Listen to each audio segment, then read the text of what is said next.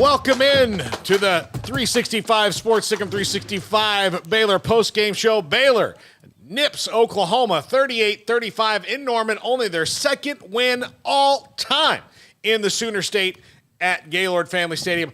And it was about what we all expected, Jacob, Paul Catalina, Jacob Wilson, here with you on the postgame show. It was about what we all expected, a close game. These are two teams that have, at least to this point in the season, similar lots in life. Now, disappointed for different reasons, but Oklahoma had started to right the ship, and you saw a lot of that today. But Baylor's defense, while giving up a ton of yards, 3 turnovers, got after the quarterback a little bit better. And the offense and Squirrel Williams, welcome back.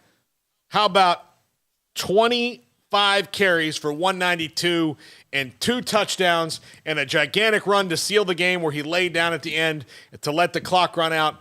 This is a huge win for Baylor. They're bowl eligible and still in it for the Big 12 title game. Now, they need help, but they very much control what they can control right now still. Yeah, I think Squirrel Williams kind of came in and said, you know what, Richard Reese, I want to be the star of this game. And it kind of unfolded the way that a lot of us expected, like you just said. Baylor's defense, they looked really good at times, and then they looked like they have when it's been frustrating to watch them at times. But look, they got after Dylan Gabriel at times, but when they didn't, they were fortunate that he just made some bad throws, overthrew some guys. He made plays, but not as many as we thought. But look, I think Baylor will take a win over Oklahoma however they can right now. Yeah, exactly. Look, 3 points. Look, they weren't even favored in the game. So, look, if you were betting on the game and you bet Baylor, you were right. So I bet Oklahoma this week, and yeah.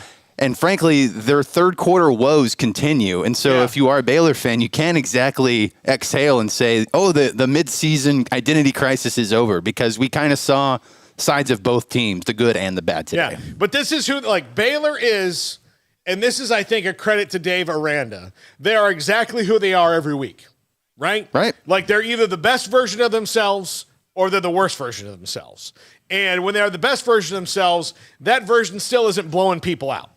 You know, like Texas Tech, I know, was 28 points last week, but that fourth quarter was kind of an outlier. Yeah. It was strange. And the rest of the Big 12 today kind of went how most people thought it would so far, except for that Kansas-Oklahoma State game, but no Spencer Sanders, you know. You just had to bring up Spencer Sanders being out and Oklahoma State losing. For what reason exactly? Just because, you know, Jacob and I and Roy Nogaltree most weeks, but this week and last week he's not going to be here, but we do picks. And Jacob is so far getting dominated by me. Like, you know. I mean, no pressure, no diamonds, Paul. You got to make your own picks. Think for yourself. It's like polar bear versus baby seal right here. I'm just telling you. The score of this game was almost exactly as how I predicted it. Had Oklahoma scored a touchdown.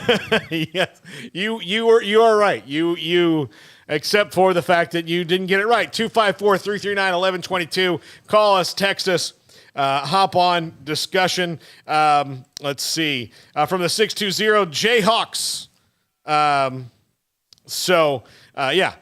620 fired up. Big Jayhawks fan. Yeah, they're rolling right now over Oklahoma State, who is very, very depleted injury-wise, including Spencer Sanders, who's not going to play. Bad vibes out of Stillwater right now for sure. The only, in our overall picks, the picks I did with Smokey and Craig, I'm really getting beaten up on this Georgia-Tennessee game right now because I picked Tennessee. Had I known it was going to rain, I would not have picked Tennessee. But, again, I don't trust weathermen, so... I mean, you've lived in Waco long enough to where can you trust a weatherman? I don't trust weathermen anywhere. Shifty guys. Let's go to the YouTube channel from Rhino Wrestling. Pound the Rock from Mick Muffin. Watch Squirrel Run. Derek Leak. Ground and Pound look good. Sick'em. Let's see. Great win, but margin of victory matters nowadays for so many reasons. Should have run it way more. Was Reese hurt or something? I don't know. I just think that they rode the hot hand with Squirrel. They wanted to give him some time early. He's been through so much injury-wise, And I think they just felt good about the way he was playing. So now, what you've seen in the last few weeks, and because Quaylen Jones had a nice game today too, you've had Richard Reese be able to dominate. The RVO is back. And Khalil Keith is a big part of that being back. And they can do whatever they want, but the worries about the running backs who can carry the load, I think that's over. I think you've seen that you have two guys that can for sure do it, and then Quaylen Jones can contribute. Absolutely. You don't want to have to give 30 carries a game to anyone, no matter what level you're at, NFL all the way down to Pop Warner. And Richard Reese, he's coming off 60-plus carries in the past 2 games, so it absolutely makes sense that they would give him a lighter workload today. I think he had 4 carries today. I don't think we expected that necessarily, but it was really good to see Squirrel come out, have the breakout game that we knew that he was capable of, but unfortunately hadn't had yet. And then Quaylen Jones continues to contribute and surprise us after, a couple of rough games there in, mid-season. But look, Baylor, this is a huge win for Baylor in a lot of regards. If Kansas continues to hold on, and I don't see any reason with as poorly as Oklahoma State's played today and as well as Kansas has played, that would be not the case, right? So that means Oklahoma State will have 3 losses in conference. That means Baylor will only have 2 losses in conference. Next week is Kansas State at home. Win that game, guess what? You've got a game on Kansas State, and they now have 2 losses in the Big 12. The next week is TCU at home. Win that game, guess what? TCU now has a loss, but you still have 2 losses and a win over Kansas State. Beat Texas and eliminate them, guess what? You're in the Big 12 championship game. Yeah, Al Davis said it best, just win, baby. Yeah, so if they can keep winning, if they keep on, because now they've gotten apparently the help that they need. And forgive me if you're watching this and are a fan of another team and I'm wrong and I left out a scenario, but to me it seems like if you beat Kansas State next week and then win out, Baylor's in Arlington, probably against TCU unless some tragedy befalls them. Now, look, they got scared good in the first half against Texas Tech today. Look, if Baron Morton doesn't get hurt in that game, I think Tech wins it. I really do. Maybe so. But the other thing you have to worry about is Tech is really on a streak, except for against Baylor, of hurting quarterbacks. Yeah. So they are. But look, there were good things. There were a lot of great things for Baylor. There were some bad things for Baylor today. We'll get into all of it. We will absolutely get into all of it. 254-339-1122. Call us, text us, give us your opinion. Go in the chat room, which, let's see. Our web, Reese had 36 carries last week. Him having a lighter load this week was wise. I mentioned that to you because he played. He looked normal and like he was hurt, but Squirrel had the hot hand, so they just rode the hot hand.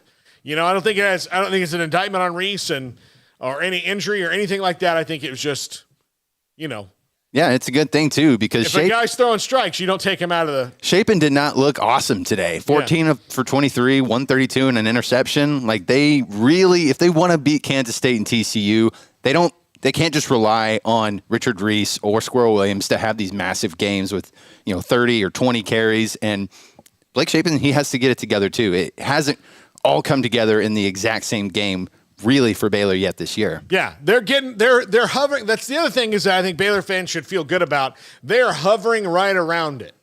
They're right there around it. The defense does some good things and some bad things. Offense does some good things and bad things, but nothing is tragic yet, right? Yeah. Nothing is tragic. Nothing is, oh my God. Well, at least it's not anymore. The defense is to a point where they can make game-changing plays. And look, against that offense, total yards doesn't matter. Like, don't worry about total yards. They gave up 35 points, yes. But giving up only 35 points to that offense, I think is only 35. Giving up 35 is, all right, that's manageable. That's manageable. Because, admirable, but not impressive. Because of their defense, which you saw, Oklahoma's defense is not good. Yeah, it's just not good. They're not very good at tackling. The Quaylen Jones touchdown run showed that. Look, Quaylen runs hard, and he's a very powerful runner, but that was poor attempts to get at him when that happened and get him to the turf. So there are good and bad things, and that's what this team is. There's good and bad. All you need is the scale to be a little bit more on the good side, and you're all right. That's it. That's what this team is right now. And there's still one question mark that we've been talking about all season long, and it definitely wasn't a problem today, but which receiver is their go-to guy? Because Josh Cameron, like, let's talk for a second about Josh Cameron, because we know that he's been out there, but he hasn't been as good as he's been today. No, and look, they threw to him, I think, once last week or twice. I think he had 7 catches on the season coming into the game. And so, like, they were easing him in. He's a really pretty decent run blocker, and, he's a walk-on, so they're working him in, but it looks like there's a lot of trust. Ran good routes today. Use that big body size against an Oklahoma secondary. 5 catches, 72 yards, big first downs. Really, really well. And he came in big moments too. He was the guy that Shapen actually connected with today. Yeah, absolutely. And so that was they were just locked in today, and it was really impressive about how they dealt with all of it. Let's take a break real quick right here. 254-339-1122. Call us, text us, get on the line, tell us what you think. We'll take a break right here. We'll be back after this. This is the postgame show. Baylor 38, Oklahoma 35. Paul Catalina, Jacob Wilson, 365 Sports. Edward Jones Financial Advisors Ben Erlinson, Chuck Verno, Brad Wilson, and Cam Heathcott understand these are difficult and changing times we live in, but they know how important your financial investments are to you. So is your financial advisor staying in touch with you and helping you navigate today's financial climate? Invest with Edward Jones Financial Advisors Ben Erlinson, Chuck Verno, Brad Wilson, and Cam Heathcott, who invest their time and experience back to you and your money. And like coaching athletes, investing money is about time, patience, and encouragement. Contact Ben Erlinson at 254-759-8533, Chuck Verno at 720 North 64th Street, Brad Wilson's location at 250 Sharon Drive in Woodway, and Cam Heathcott in Conroe. Edward Jones Financial Advisors. Edward Jones Financial Advisors. Ben Erlinson, Chuck Verno, Brad Wilson, and Cam Heathcott. Proud sponsors of 365 Sports. Edward Jones, making sense of investing. Member SIPC.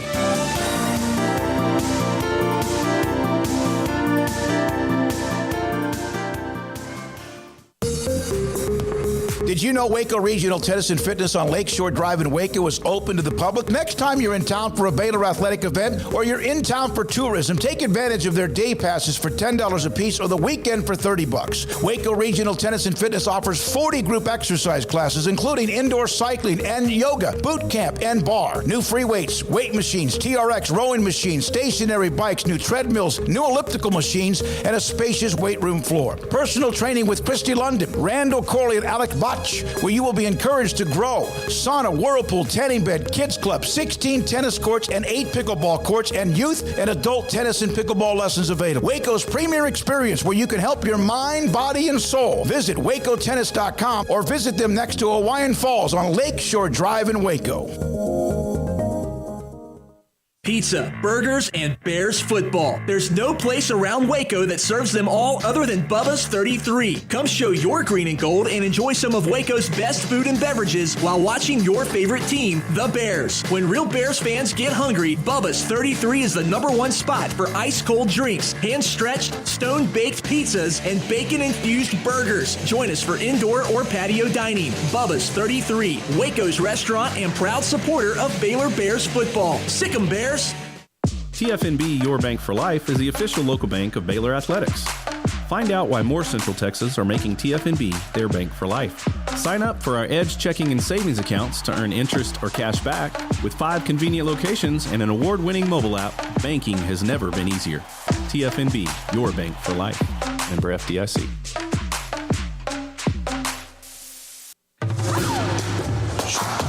Game Day Live on Sikkim 365 Radio is brought to you by Texas Farm Bureau Insurance, TFNB, your bank for life, Richard Carr Buick GMC Cadillac, Three Nations Brewing Company, Waco Regional Tennis and Fitness, Edward Jones Advisors, Ben Erlinson, Chuck Verno, Brad Wilson, and Cam Heathcott, and Bubba's 33.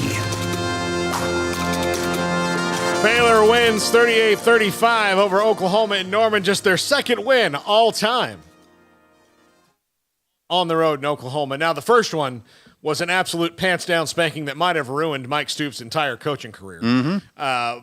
And I got to tell a quick story about that. For those of you who've never heard me tell this story, which I've told a bunch, I'm getting old. You tell stories over and over again. But we were at that game, Smokey, Craig, and I, and after the game, they went into the Baylor press conference and said, guys, I got to go into Stoops' press conference. I got to hear what he has to say about this because in his whole tenure, they've never gotten curb stomped like this at home. And, against Baylor, nonetheless. Yeah.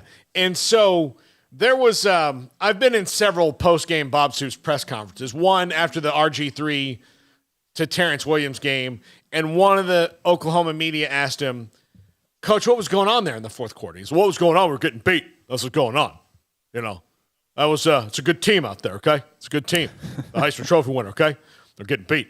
And so then I was covering the Cotton Bowl where Johnny Manziel and Mike Williams just sprinkled Aggie dust all over them and just ran like Johnny Manziel had 5 plays in that game that showed you why he was the Heisman Trophy winner, where he just spun around, and so I expected Stoops to go like full nuclear about how they lost that game because, but his reaction was like, what are you going to do? I mean, got the kid dead to rights. He spins like he's in a merry-go-round. I'm going to go coach the XFL. Throws the ball up in the air. They got a receiver at 7 feet 8 inches tall, jumped up and get it. What are you going to do? And so that was what he was. After the game where Baylor ran roughshod over them, Bryce Petty and all that, it was people, Baylor had surpassed them, at least in that year so far, in that they were about to win the conference for the back-to-back years. Really good team. OU was down, and somebody asked Bob Stoops, and it was kind of like an indignant Oklahoma reporter that could not believe that lowly Baylor had come up there and throttled them like that. It was, Coach, did you expect this from Baylor? And he's like, yeah, I expected it. Won the damn conference last year. What are you talking about? Yep. Where you guys been? You guys got cable TV? I mean, what's going on? What are we talking about here? You guys are going to have to realize that, football happens outside Norman, Oklahoma. Paul, you should have gone to the coaching profession because you would have had some really good material at press conferences. Yeah, I'm just. I mean, he just went off, and it was great. This one, I doubt that Brent Venables will. It's just this is a huge win for Baylor in that. Look, they get to bowl eligibility, and a few weeks ago after the West Virginia loss, you thought Oklahoma's getting hot. Texas Tech is a terrible matchup for them. What happens with Kansas? Like all those things have happened. They've now rattled off 3 games in a row, and they are bowl eligible now.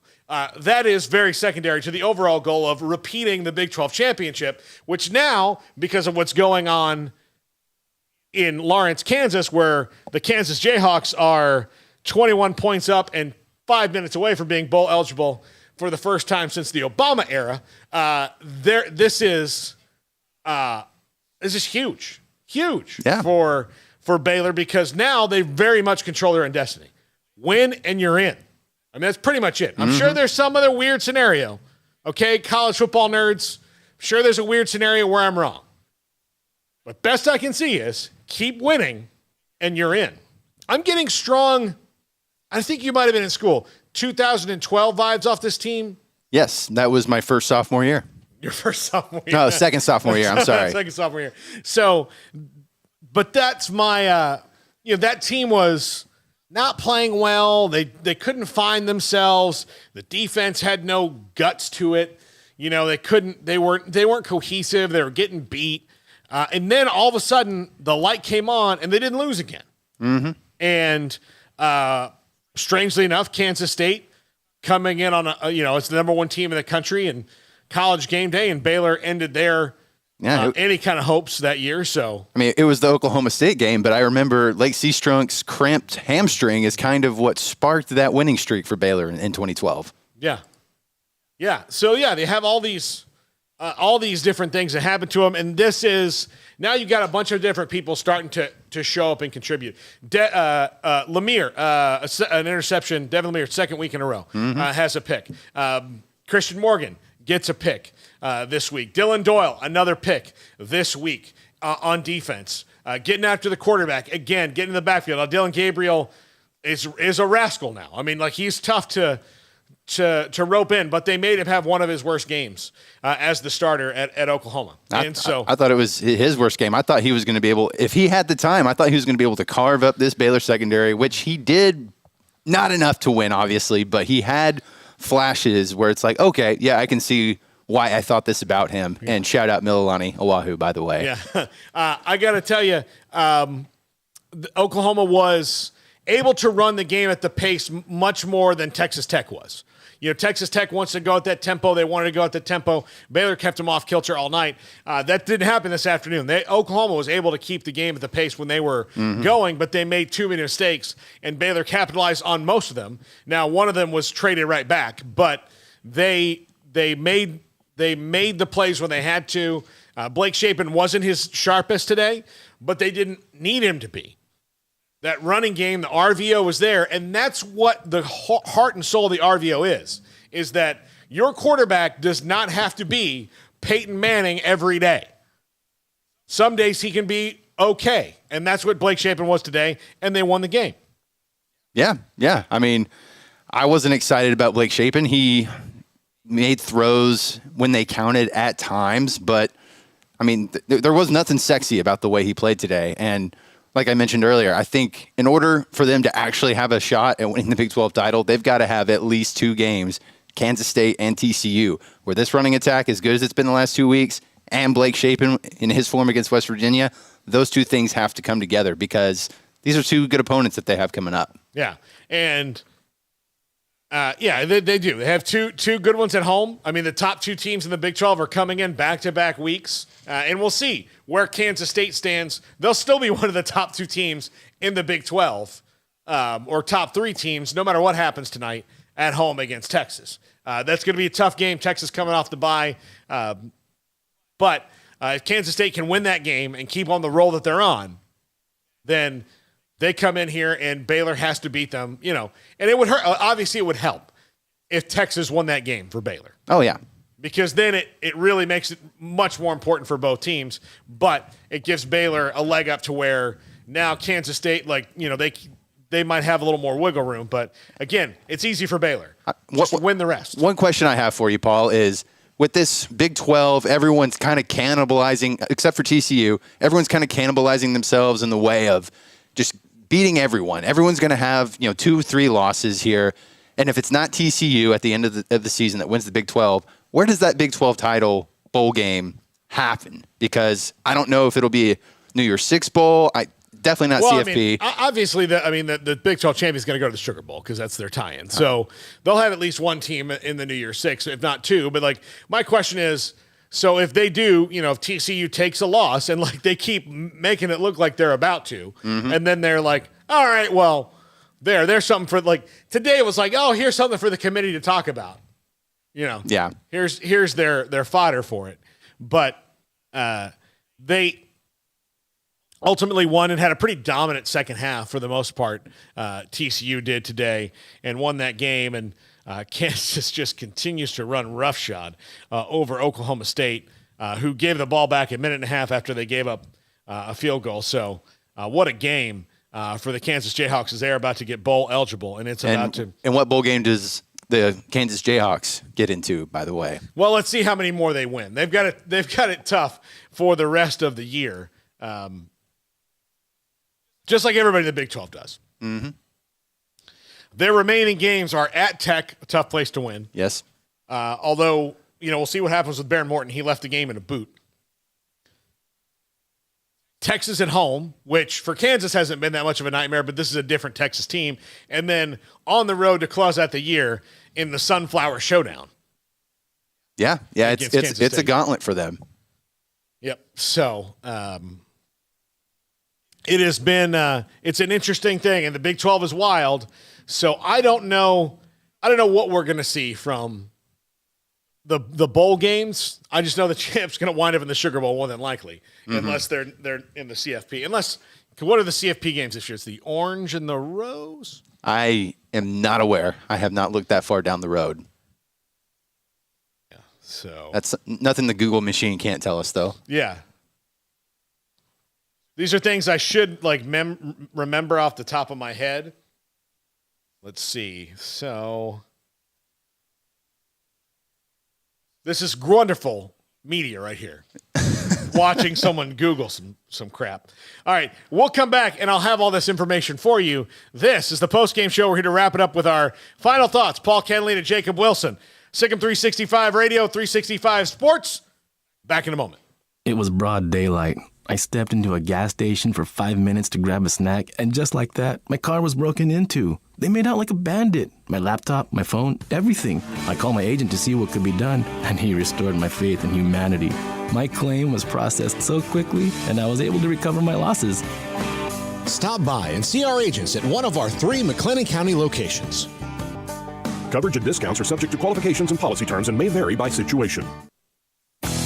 Three Nations Brewing Company has 16 different beers on draft with a new beer every Friday. It also offers 2 air-conditioned tap rooms, a large indoor beer hall, a second-floor mezzanine offering a great overview of the brewing company and equipment and patio where you can relax under the shade. Plus, you can now experience the new Three Nations Beer Garden Grill on our shaded patio. Grab a cold beer and enjoy a bite from our freshly prepared and delicious menu. Street tacos, quesadillas, freshly cooked burgers and dogs, and veggie burgers too. Nachos and so much more, all prepared and cooked on site. So come visit the award-winning Three Nations Brewing Company on East Vandergrift off I-35 in Carrollton.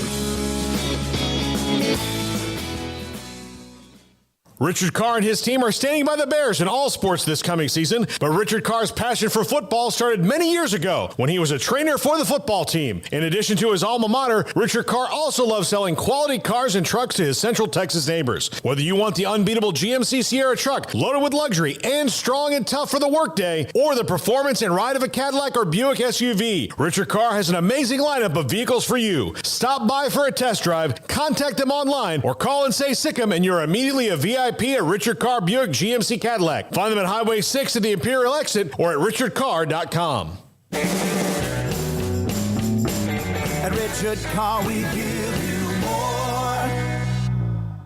Pizza, burgers, and Bears football. There's no place around Waco that serves them all other than Bubba's 33. Come show your green and gold and enjoy some of Waco's best food and beverages while watching your favorite team, the Bears. When real Bears fans get hungry, Bubba's 33 is the #1 spot for ice-cold drinks, hand-stretched, stone-baked pizzas, and bacon-infused burgers. Join us for indoor or patio dining. Bubba's 33, Waco's restaurant and proud supporter of Baylor Bears football. Sikkim Bears.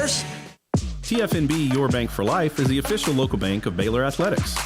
Find out why more Central Texas are making TFNB their bank for life. Sign up for our Edge checking and savings accounts to earn interest or cash back. With 5 convenient locations and an award-winning mobile app, banking has never been easier.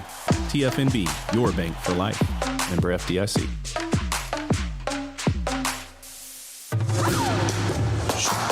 Game Day Live on Sikkim 365 Radio is brought to you by Texas Farm Bureau Insurance, TFNB, your bank for life, Richard Carr Buick GMC Cadillac, Three Nations Brewing Company, Waco Regional Tennis and Fitness, Edward Jones Advisors, Ben Erlinson, Chuck Verno, Brad Wilson and Cam Heathcott, and Bubba's 33.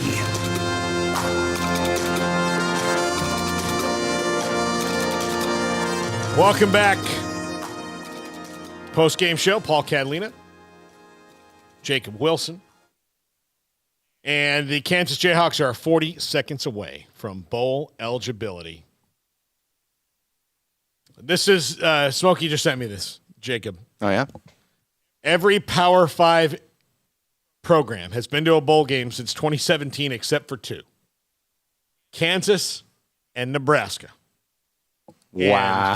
And in 32 seconds, that's it. Kansas is going bowling now, and Nebraska's drought No. continues. Ironically, Nebraska might try to vulture that coach. Yeah.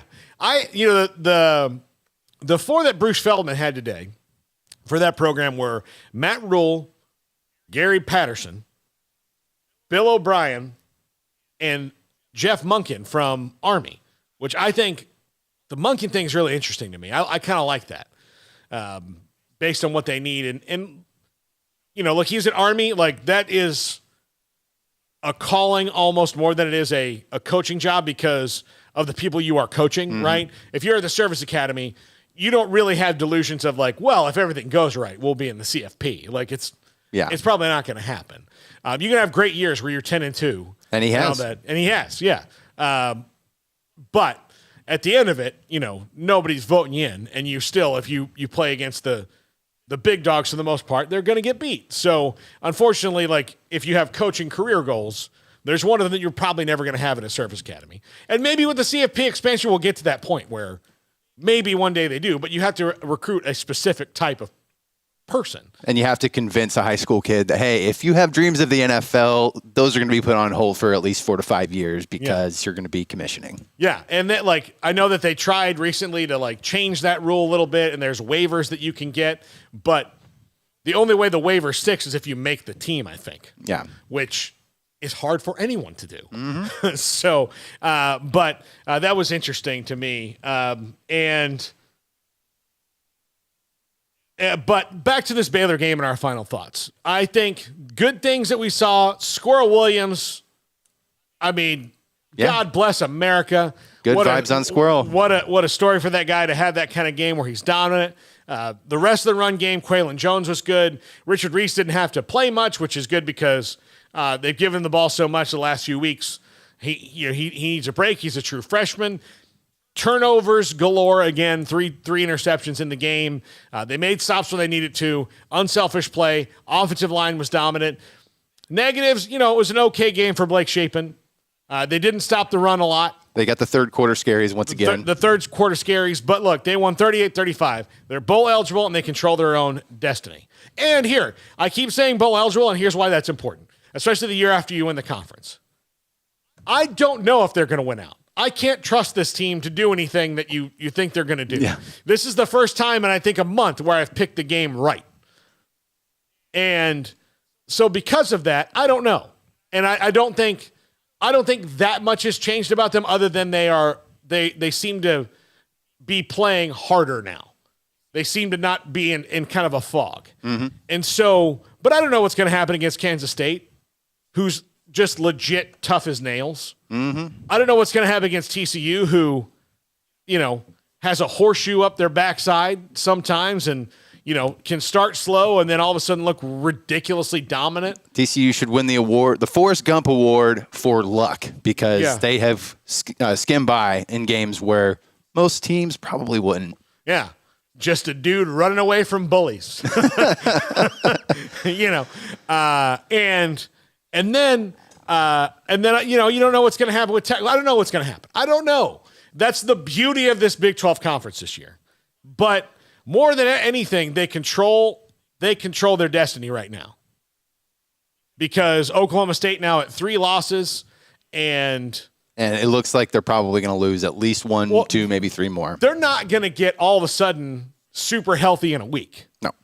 Like that's going to come in waves. So this is disappointing for them in a lot of ways, but they were at a tipping point health-wise. So, I mean, we've had Richard Reese the last 2 weeks. We had Josh Cameron and Squirrel Williams today kind of take the role of playmaker. Seems like the baton keeps getting handed off in these Baylor wins. Is it anybody new next week, or is it going to be a little more of the same from some of the guys we've already seen? I don't know. I mean, that's also that's a great question, Jacob. What's going to happen down the stretch with this team? Who's going to be the guy? We didn't even know when we're going to see Tay McWilliams again. If we do, or if they, I have forgotten at times that he's still around, Paul. But see, here's the deal. Right now, they've proven that they don't need him back if everybody else is healthy. Yep. And which means they can take the time to make sure he is really super healthy. And maybe get him back for the stretch run, maybe use a medical red shirt on the guy. Don't know.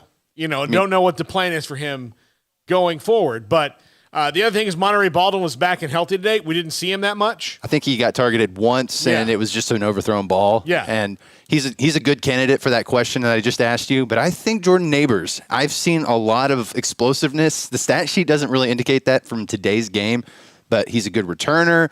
He's really, really electric whenever you see him go in motion. I think he is due for one of these games like we've seen from Squirrel, Josh Cameron, and Richard Reese in recent weeks. Yeah, absolutely. So the other thing, Josh Cameron, Hal Presley, those guys have started to establish themselves as reliable receivers. And when you can have a game where you only have to target your stud tight end a couple times, then then that's great news because they figured out a way to do it. Josh Cameron made some big catches in key moments today for the Bears. Gavin Holmes played. Like I said, is Gavin Holmes banged up? No, he was out there, but I don't think this team has a go-to receiver necessarily. That's why the baton keeps getting handed off. And they hit. They just hit who's going. They ride the hot hand, which is an important thing to do. And that's also a great way to build chemistry in that you know who it's going to be, but if it's your number, Yeah. Yeah. QB calls it. Hell, I'm ready. Like that's what you need to do. So that's going to do it for us. Thanks for listening. Thanks for watching. Thanks for participating. It'll be up if you watch later. We certainly do appreciate it. But that's going to do it for us. Lots of great games on tonight, including a very important one for my alma mater, which I will, even though they should win, I will white knuckle the whole time. Yeah. But thank you to everybody who's been a part of the show, Jacob Wilson, and thank you to everybody early on from KWTX for the pregame show as well. That's going to do it for us. Baylor wins over Oklahoma, 38-35 to improve to 6-3 in the year and get bowl eligible. This is the postgame show. Have a great weekend, everybody.